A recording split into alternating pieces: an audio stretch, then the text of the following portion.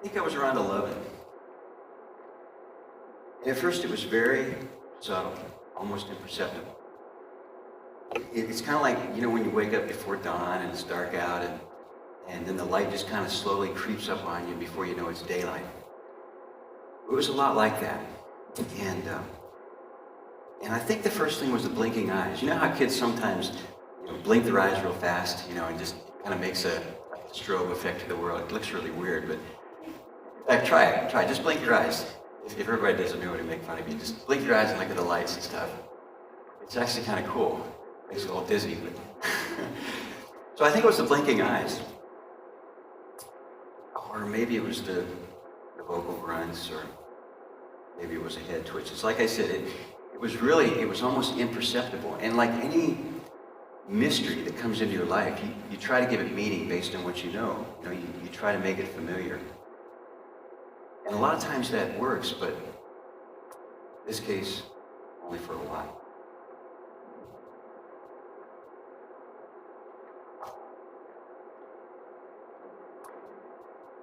Yeah, that was a good sermon tonight. And thanks for having us over for ice cream. This is real good. Oh, I don't know. I just do it to keep the hair out of my eyes. It's just, I should probably get a haircut. Yeah, a lot of my friends do it too, I guess. Yeah. Well, thanks a lot for having us over. It was really good. Come on, guys, let's go out and play.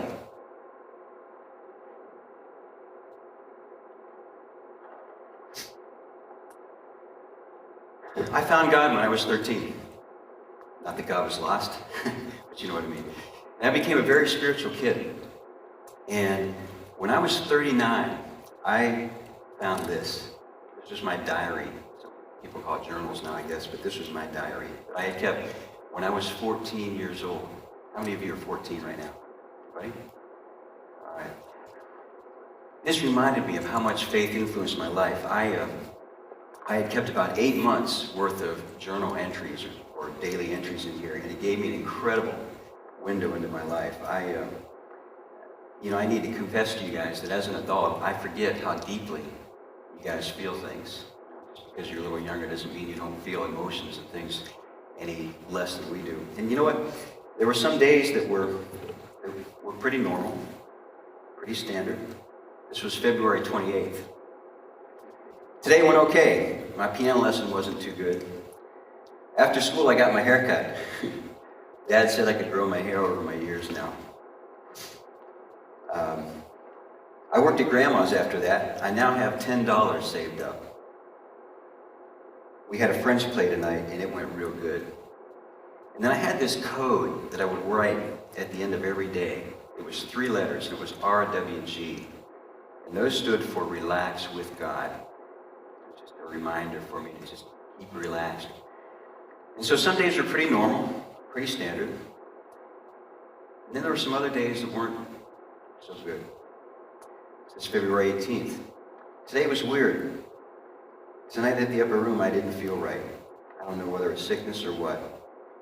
I left pretty early. I'm not keeping relaxed enough. RWG. February 27th. Today I just don't know. We had church tonight and I couldn't keep relaxed. Then Dad and I talked about my nervousness. I'm completely ridding myself of it. RWG.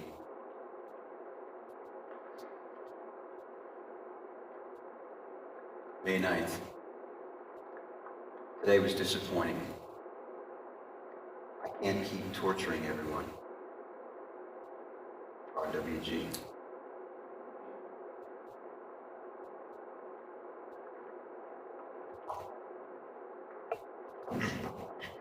Guys, quit it. Quit making fun of me. I don't know why I do that. Just stop it. Yeah, well, you make noises too.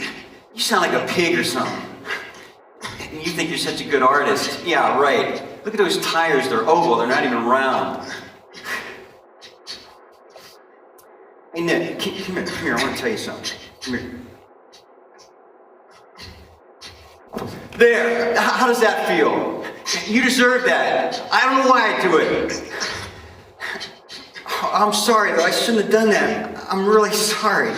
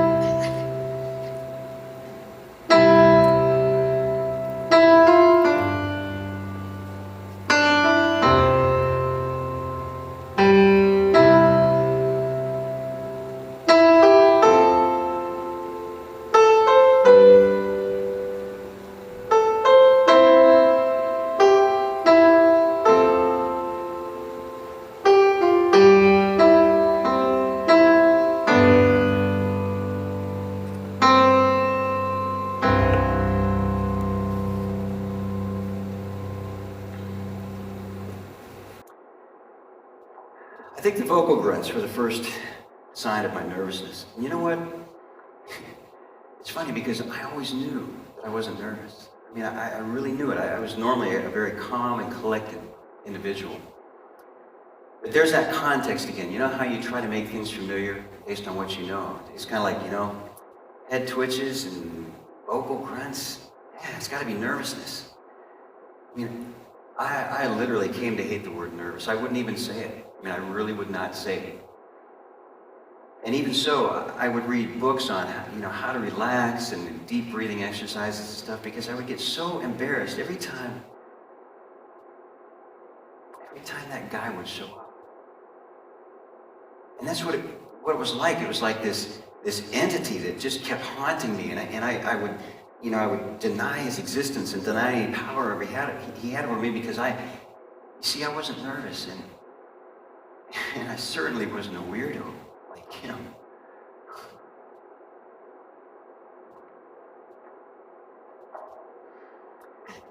And thanks for helping me out. Yeah, I'm trying to make some money to go on a trip with my church friends. Yeah. We're going to Switzerland and we're going to Italy and it's going to be real cool. Yeah. Oh yeah, I'll take a camera for sure. That's for sure. There's going to be a lot of good pictures and stuff.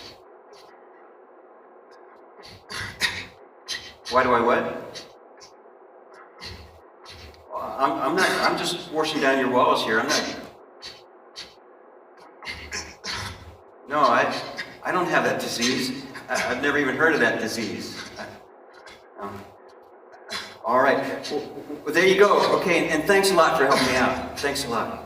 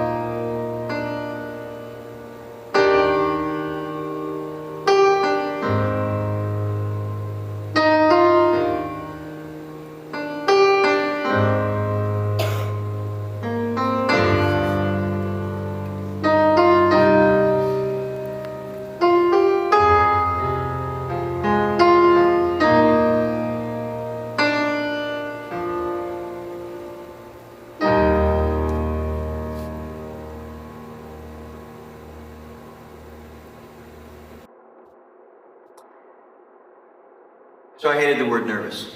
I really did. Do you know what I could accept? Habit. I could accept habit. It's just this habit. Just got to get control of the habit. And that's what I thought it was. And that's what a lot of other people thought it was too. In fact, that's how I dealt with it for years. For 26 years to be exact. It was just kind of like, once I get control of this habit, I'll be able to get a girlfriend, and once I get control of this habit, I'll be able to get married, and I'll be able to have kids and stuff, and I'll be able to get a good job. But not until I control this habit. And as much as I came to dislike that guy, he really helped me develop a lot of self-discipline in a lot of areas. Except, of course, my habit. And like a lot of things that are really annoying to people, it's most annoying to those that were closest to you. And in that case, my family.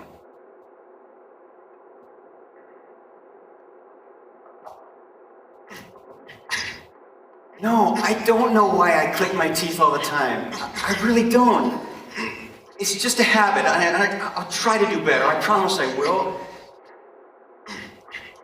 Yes, I've prayed about it, and I know God's going to help me. I promise I'll do better. I'll try not to do it anymore. Okay?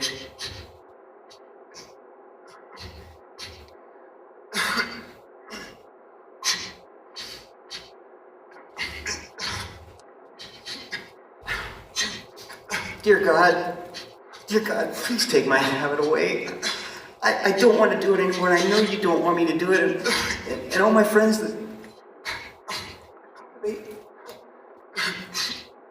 God, please take it. If I'm doing something wrong, I'm sorry. I'm really sorry, but please, God, please just take it away from me. Please take my habit. Please.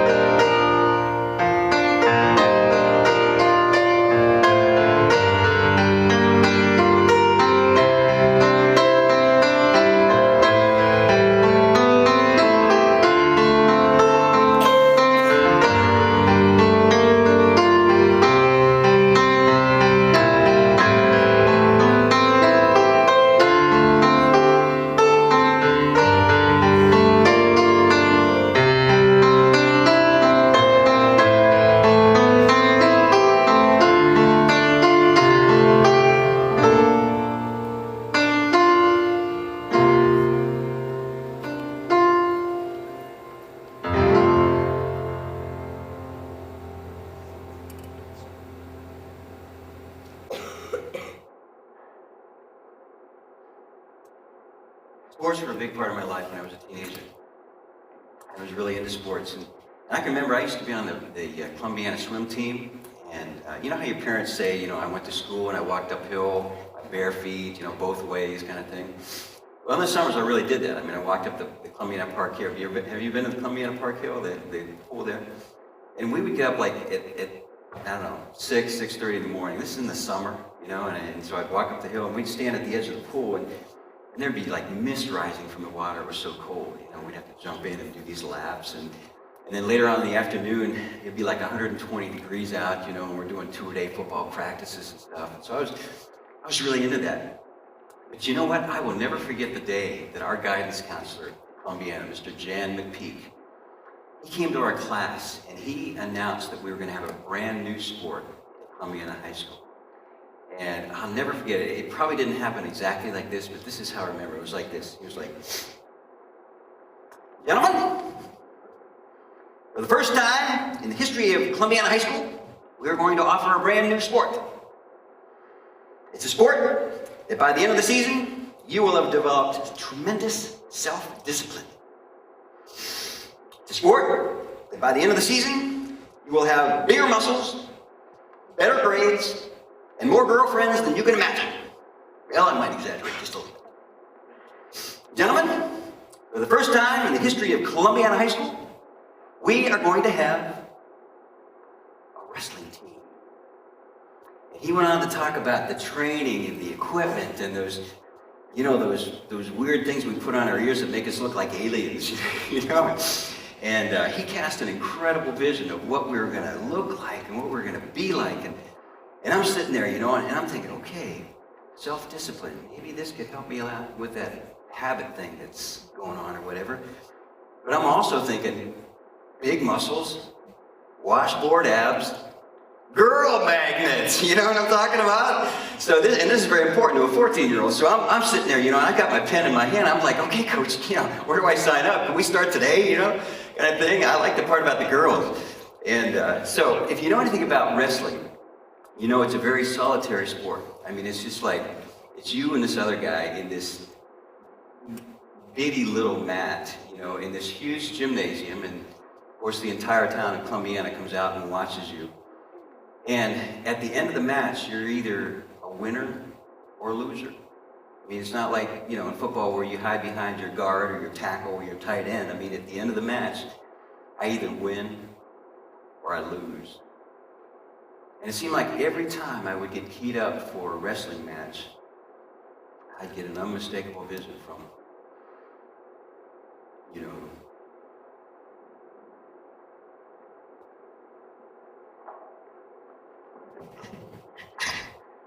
Whew, man, oh man. Am I glad that match is over.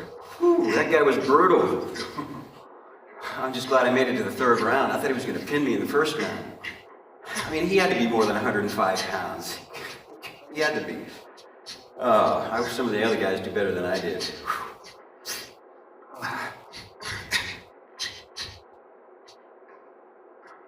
I was what? I wasn't doing that. No, I wasn't. No, I couldn't have been that bad. You're just exaggerating. I don't know why I do it. I don't know why, all right? All right, so why don't you just leave me alone? Just go away and leave me alone, all right? It just happens.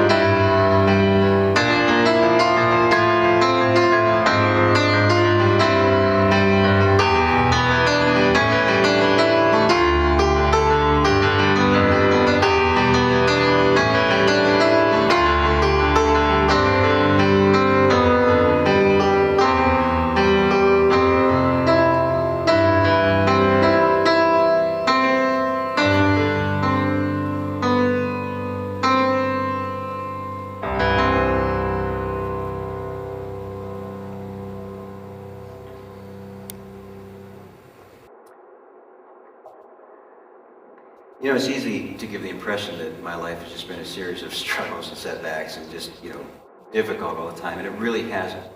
It hasn't. I mean, I have had an incredibly blessed life. In fact, I believe everything that's happened has been part of God's unique plan for my life. I mean, it's true that for 26 years, this guy just kept following me around, and from time to time, he would complicate things. But it didn't detract from an otherwise normal life. I just knew that I had to conquer it, or to conquer him, or to make him go away somehow. again, that's what it was like. It was like this entity that just kept following me around, and I just didn't want to have any part of it. I mean, there was no mistaking the vocal grunts and the body tics and things, but I never let it be me. I never acknowledged that it was who I was.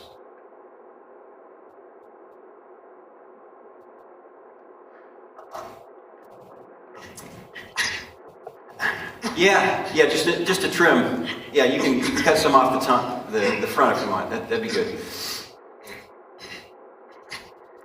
Oh yeah, that was a good game Friday night. Yeah, our defense was really on. I think we kept them to like 52 yards total rushing. Yeah, Friday night we play Letonia. Yeah, it should be a good game. In fact, if we beat them, we get the TCL crown. Yeah, it should be a really good game.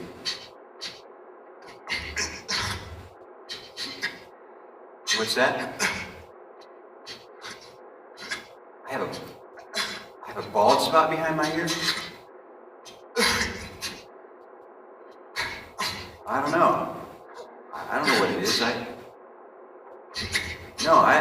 don't tug at my hair. But, no, I don't do that.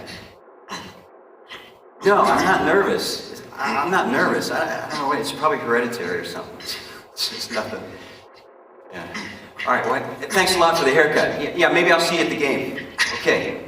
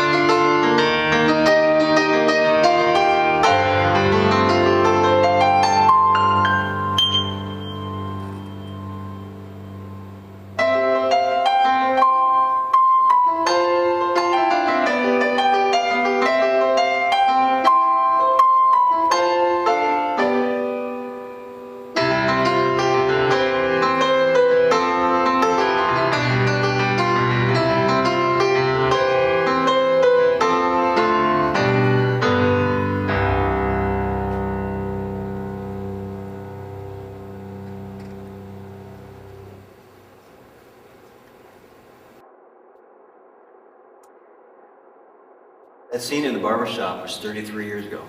That was about 2 blocks from here. And I never stepped foot in Don's barbershop again. Don't get me wrong, I'm sure it's a great place to get a haircut. And Don was a great guy. He was just trying to help me out. And for some reason, I had developed a habit of pulling on the hair behind my ears to the point where I literally had a bald spot back there. I know what you're thinking.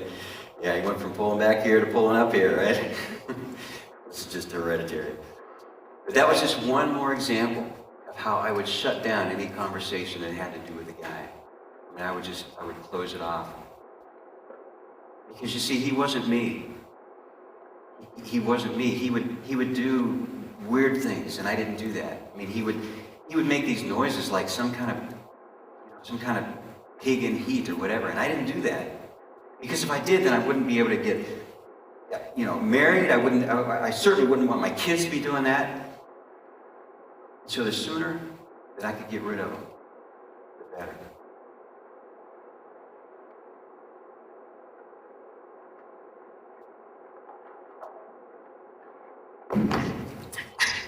Wow. Wow. Look at the sunset on the lake. Man, it's beautiful. It's really beautiful. The sailboats and the boats. Yeah, I know. Pontoon is known for its fishing. We should do that. We should do that. I'll rent us a boat, and you can pack a picnic lunch, and I'll take you fishing. Just like Andy and Ellen on Mayberry. Yeah, we'll go fishing for some crappie, or crappie, or whatever those things are. Yeah, it'll be fun. As a matter of fact, I'm getting kind of hungry myself. How about you? Yeah. Well, I don't know. We could go downtown Andover to DQ where you used to work. Weren't you the Dairy Queen? Or we could go to the Wagon Wheel restaurant where you and your sisters used to work. Yeah. Here, you want? Let's wheel on down to the Wagon Wheel, all right? Okay. All right. Let's go. Do I realize what? I don't know. I guess. I don't know. It's just a dumb habit. It's nothing. I think I'm getting a cold. I sniff too much when I'm getting a cold. Yeah. Well, you ready to go? Would you stop? I mean, would you stop already? This is the one girl I think I can spend the rest of my life with, and here you are ruining everything. I mean, why don't you go away? Why don't you go back to whatever planet you're from and bother somebody else? I mean, no one's going to want to be with me with you around. No one wants to be with a freak, and that's what you are. You're a freak, all right? So just leave me. Just go away. Just go away.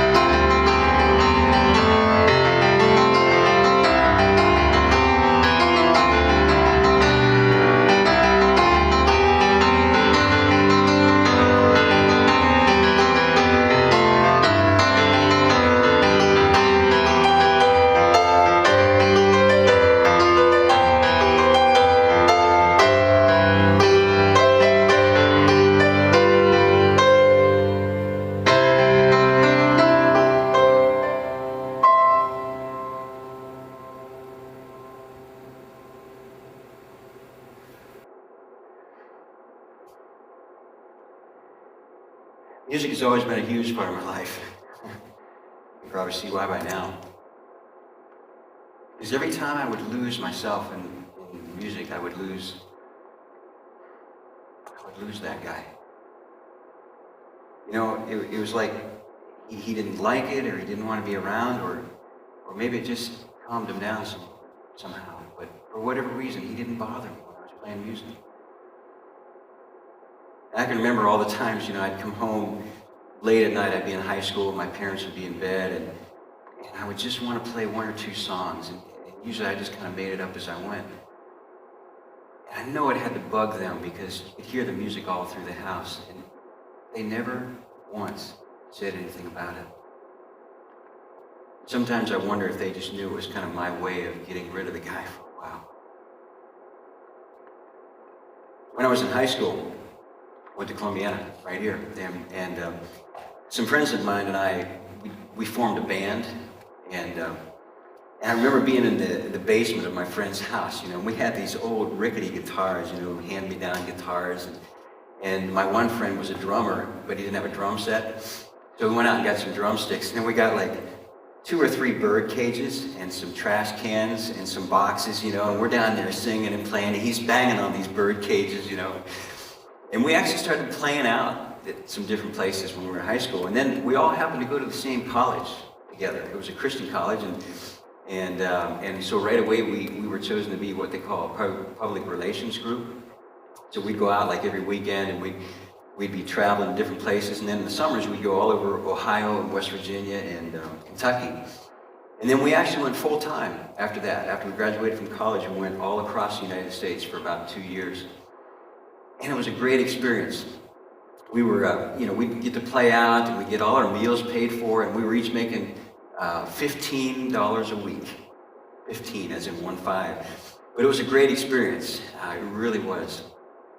But when you're cooped up in a motorhome for like 2 or 3 weeks at a time, it's hard to keep the guy from showing up.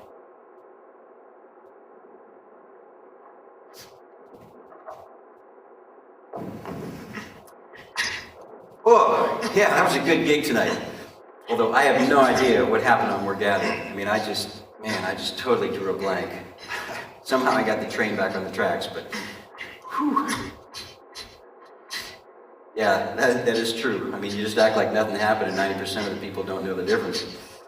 It's like the other 10% are like, I wonder if they meant to do that. Yeah.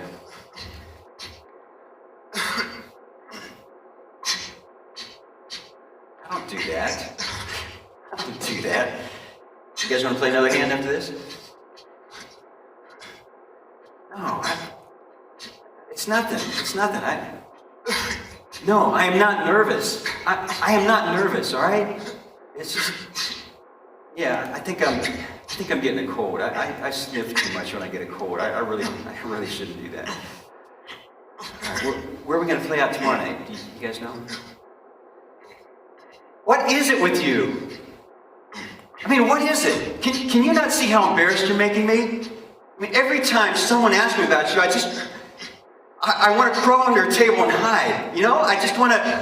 I want to go away and be by myself until you leave me, because I am not you. I am not you. I don't do those things with my body, and I don't make those noises. All right? All right. So just go away. Just leave me alone. Leave me alone.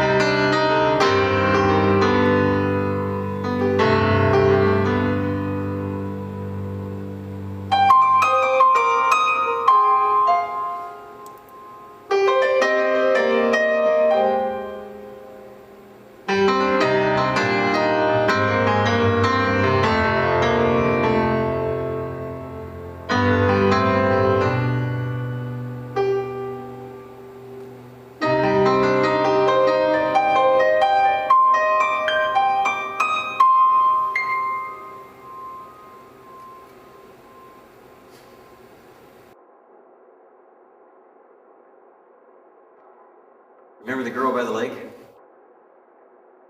I married her.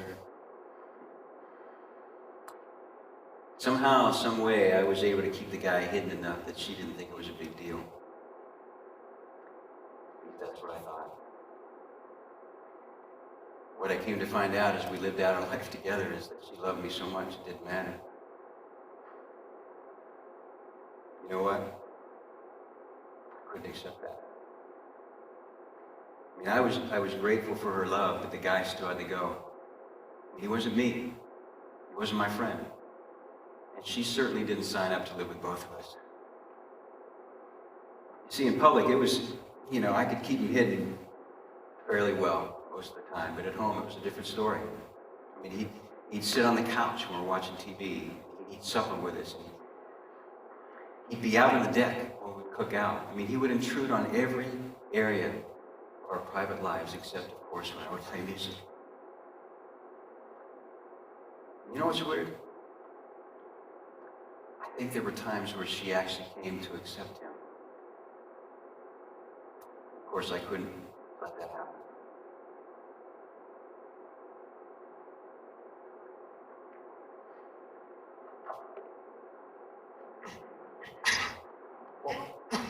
Are you sure it won't hurt her to cut the cord? Are you sure? Okay. Oh, this is unbelievable. She's so beautiful. Are you doing okay? I'm glad you are, because I almost didn't make it through that. I mean, I know you're the one that gave birth here, but whew, that was something. Wow, December 20th, 2:26 in the afternoon, a Christmas baby. What a present. Yeah, we could put her in a stocking, and then we could put her under the tree and get a picture. Yeah. Oh, that's great. Well, they want me to give her a bath later on. I don't know. Oh, no, I can't. I don't know how. What if I hurt her?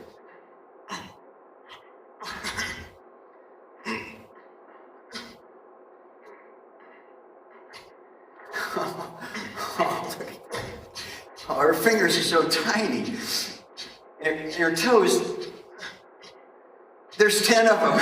Oh, wow. Well, we have started a new chapter in the life of our family.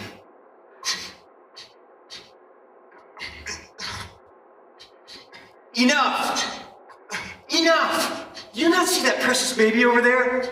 I mean, if you don't stop doing that, she might hear you. If you don't stop doing that, she might start doing what you're doing. And then what happens? Then her friends start mocking her? Or she has to explain why she does those weird noises or twitches her head or she has to explain that she's not weird or nervous or psycho, that it's just some freaking habit she can't get rid of? No, I won't let you do that. I will not let you do that. I will not let you. As of now, you are no longer around here. I don't know you. I don't want you. Go away. God, where are you in all this? Where are you here? I've asked you my entire life to get rid of this guy, and you just ignore me.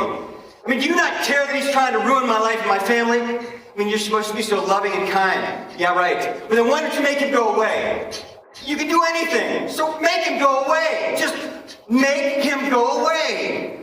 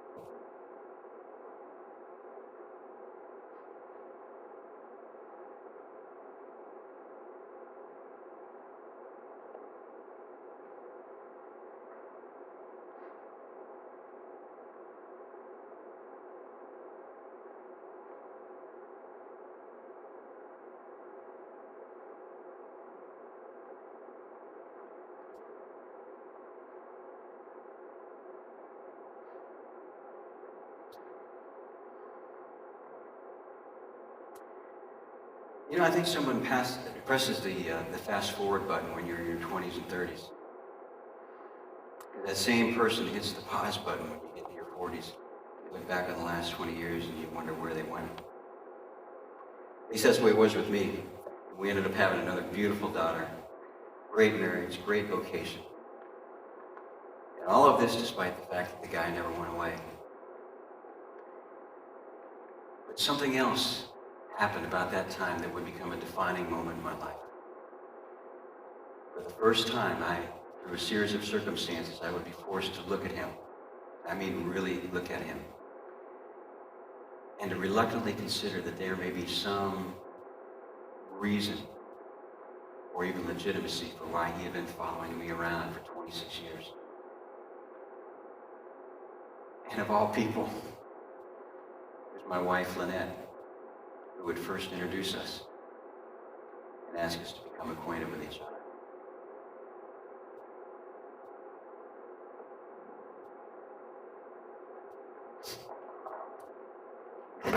Hey, I'm home. Yeah, how was your day? Good, yeah, it was busy at work. We're closing out that job. It's been kind of hectic. Yeah? Okay. What is it?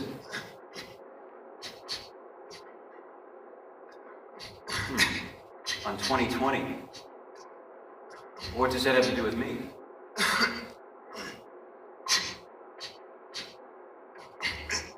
So he was a piano player. That does sound a lot like what I do, but there's probably no connection. There's probably, I just have some dumb habit I need to get control of. It's probably nothing. There's probably no connection there. So anyway, what's for supper?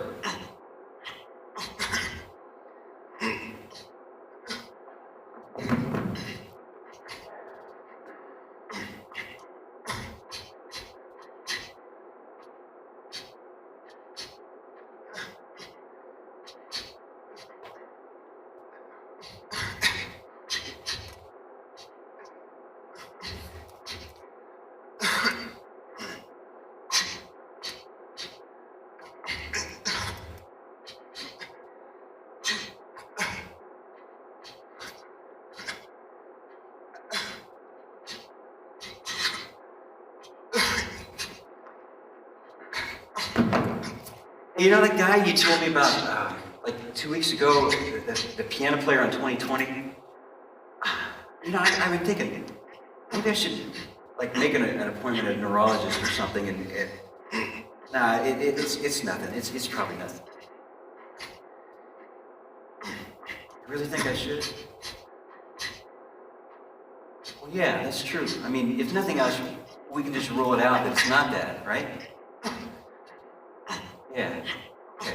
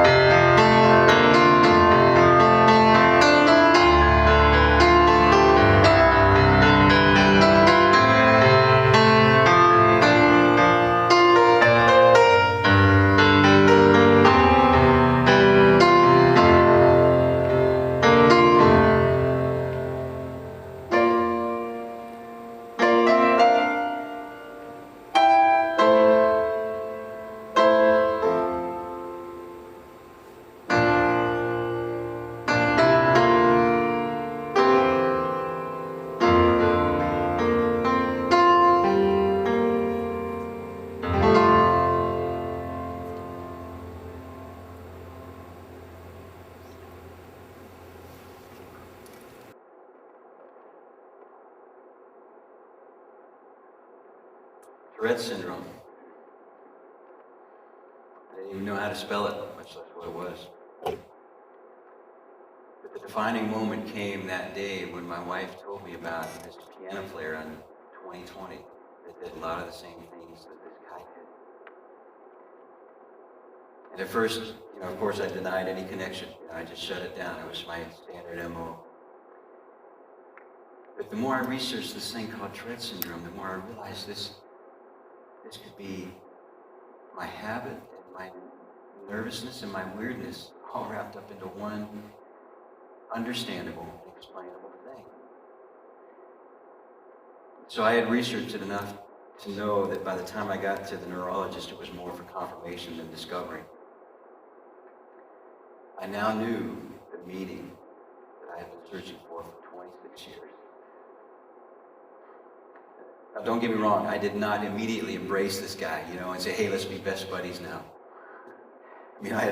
I had shunned him, I had denied him for all those years.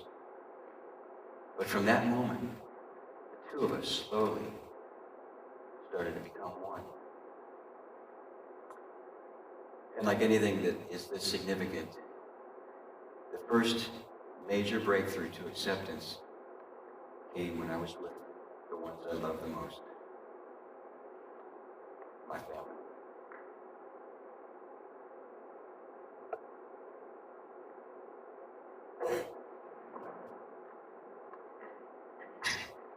Lynette, Mom, Dad, Bill, Pam, Dave, Diana, Scott, Jenny, Steve, Vicky. I have something to share with you. I've been to a neurologist, and I've been diagnosed with a disorder called Tourette Syndrome. It's something that affects as many as 1 out of every 100 people, and they think it may be tied to abnormal metabolism of a certain brain chemical. No, it's not life-threatening. In fact, I think it's going to be incredibly freeing. You see, it manifests itself in vocal grunts and body tics, and in some extreme cases, people blurt out inappropriate words or phrases. It's what we've all known as my habit. Finally, after all these years, there's a name for what I've had, and it's not habit or nervous or weirdness, it's Tourette Syndrome.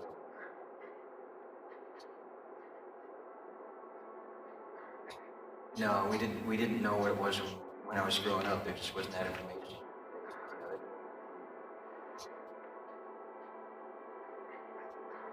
It's okay. It's okay.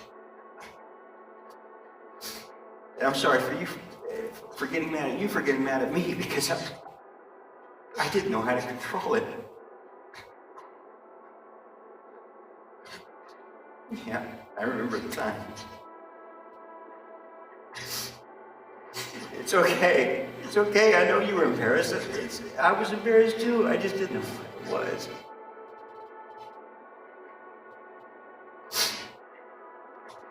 Yes, I forgive you. Look, here's the deal. Here's the deal. Here's what I want to tell you. I just want you all to know how thankful I am for all the times you just accepted it as part of who I was. And you know what? You all love me just the same. You don't know. You do not know how much that meant to me. I love you all.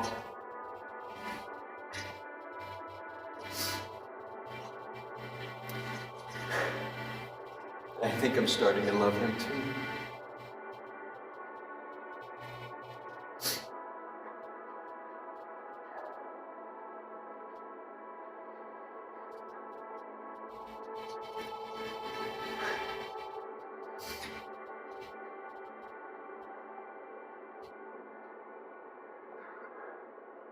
And so began my acquaintance with him. After 26 years of estrangement, of denial, of frustration, I finally came to realize that he and I were both me and myself.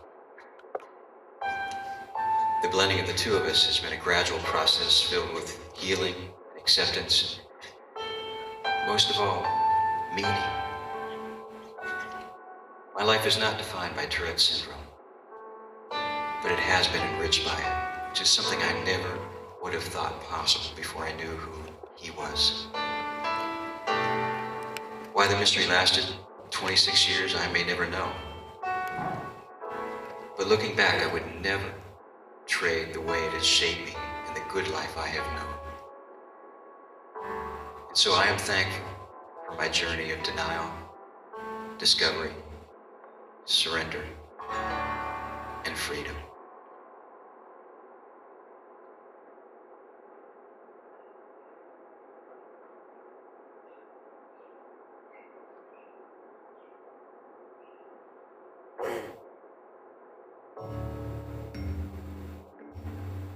As we conclude the performance of Me and Myself, I'd like to give you some insight into why my husband Jim decided to open up his life for you to see and experience. Obviously, we hope to educate you on Tourette Syndrome, to broaden your understanding and empathy with people who deal with Tourette's and other similar disorders, to encourage you to be gracious to, and to even reach out to those who may experience ridicule because of the unusual things they do. But our purpose goes beyond this.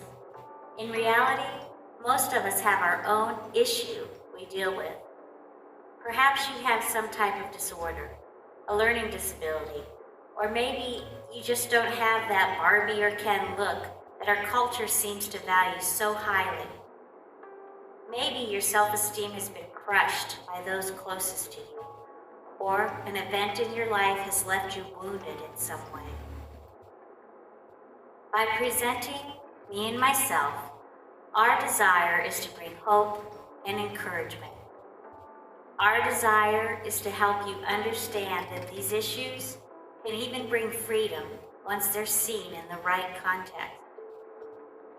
And our ultimate hope is for you to see that God has a unique plan for your life that comes with a distinctive and fulfilling purpose once you recognize and embrace it.